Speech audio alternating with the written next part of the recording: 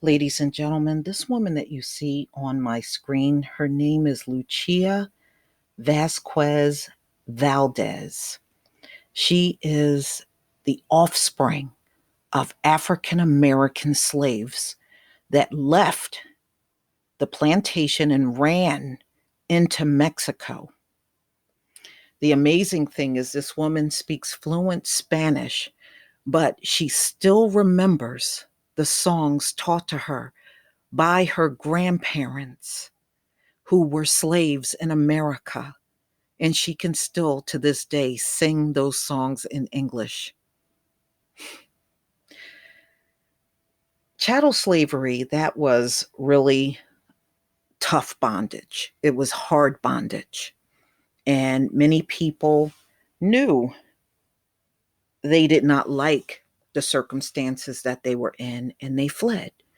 Some came up north, some ran into Canada, some ran into other places like Panama and Mexico. And I mean, they went wherever they could and as far away from those plantations as they could get.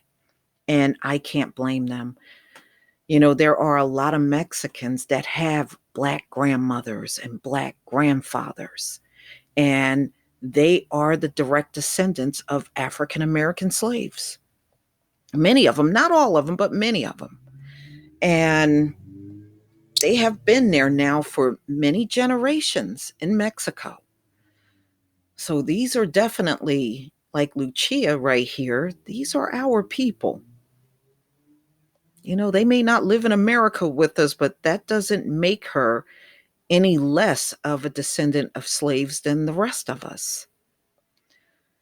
I love stories like this. I love when I come across things like this. I remember when I was in junior high school, I did a story on a family that were descendants of slaves in America, and they literally ran away from a plantation in North Carolina, and they went into Canada.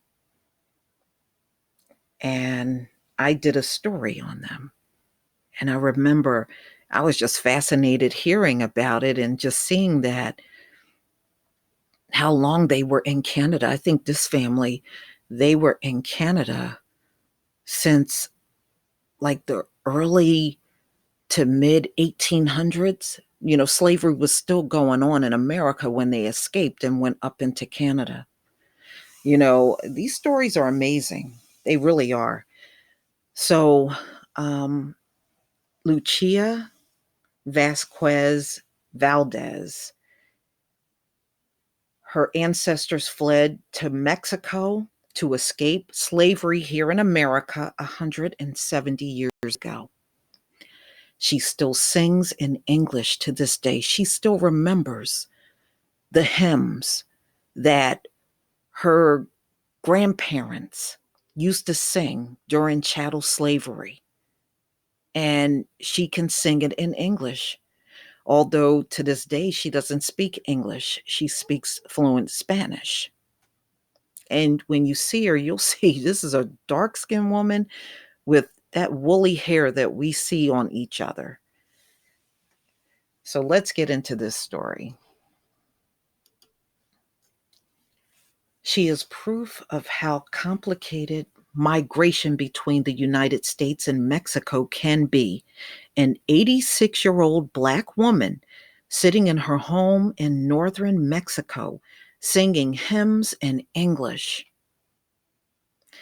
And many of those slaves that ran into Mexico, northern Mexico, their descendants are still there, living in the same village 170 years later. Lucia Vasquez Valdez is the descendant of African Americans who fled the prospect of slavery in the United States for Mexico in the middle of the 19th century, crossing a border that barely existed. It was probably no border there at that time. What border would they have there? You know, it probably was, if there was one, it was not much of one. Her tribe is known as the Mascascos. After escaping their would-be slaveholders, they are still living in the tiny village their ancestors settled. Nascimento, de la Negro, or Birth of the Blacks. That's what the town is called. In the desert of the Kohalua. Wow. Now, you're going to hear her sing with her grandson right here in the picture. They don't look, because of all the years they've been in Mexico, much of the tribe looks like her grandson now. They are not dark skinned like her, not anymore. All the intermixing and everything.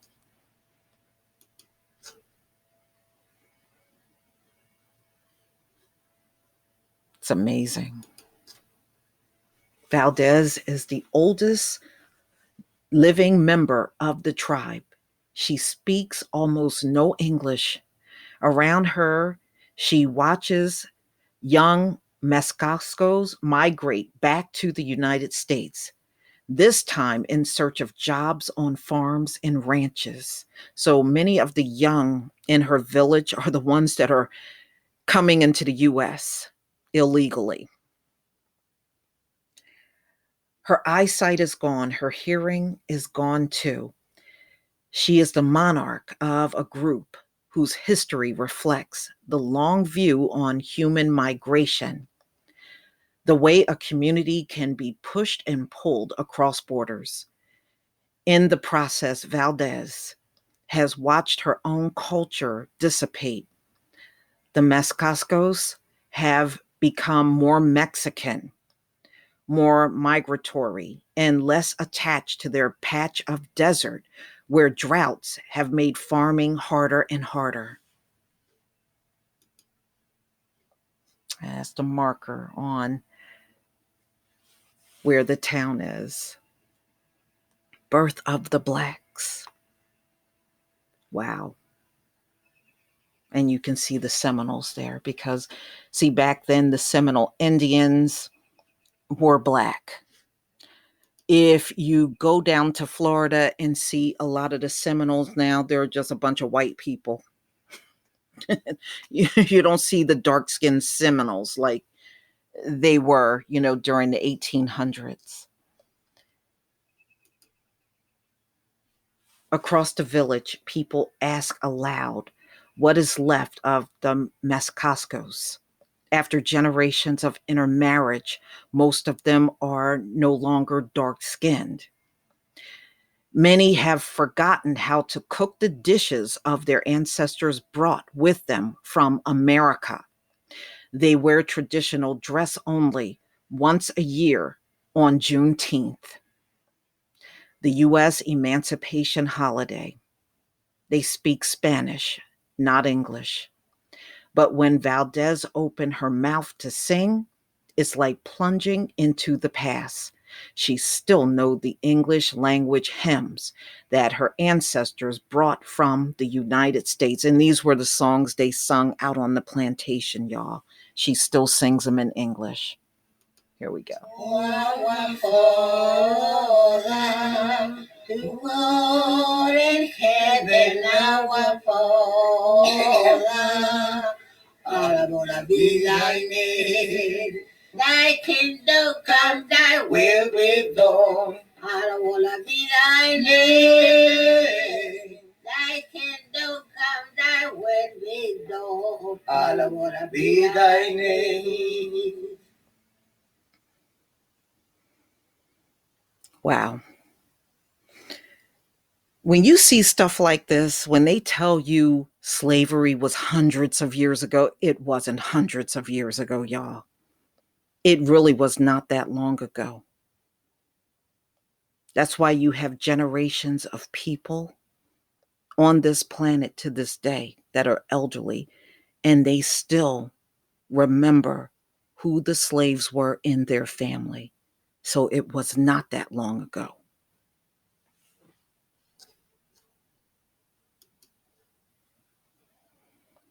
So they're just showing you the village that she is in, where the tribe lives.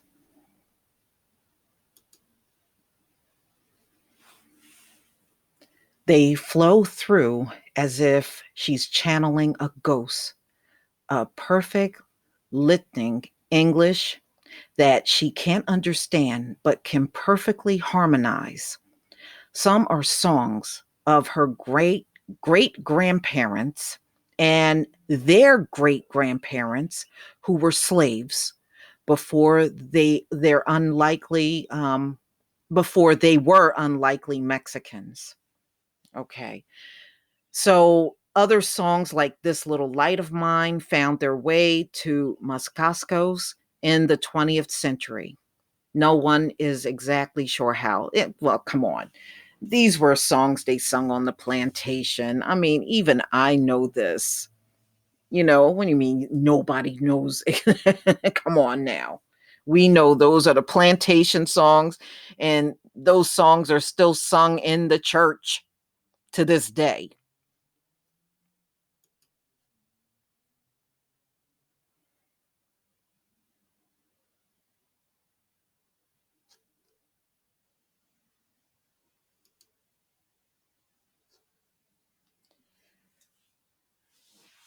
Okay, now the border north of Coahuila is the hemisphere's sharpest line and demarcation.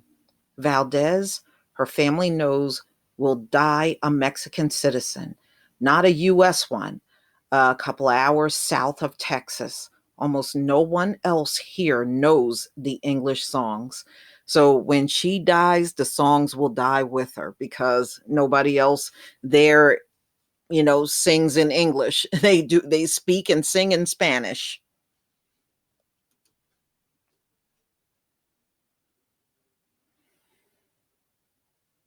Wow, a lot of mountains.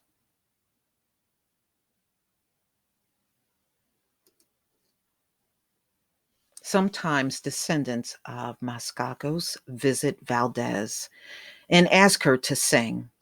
They record her on their iPhones to show relatives back in Texas. Her voice is proof that the tribe existed, that at least for a time, the Mascascos found freedom in the desert of northern Mexico before they packed their bags and crossed the border again. Light of mine, I'm gonna let it shine, let it shine, let it shine, let it shine. That is so nice. Ladies and gentlemen, our descendants are everywhere. Our family really is in the four corners of the earth. But please tell me what you think of this story. Please leave your comment and subscribe. Don't forget to hit on the notification bell, and I'll see you on the next video. Peace, family.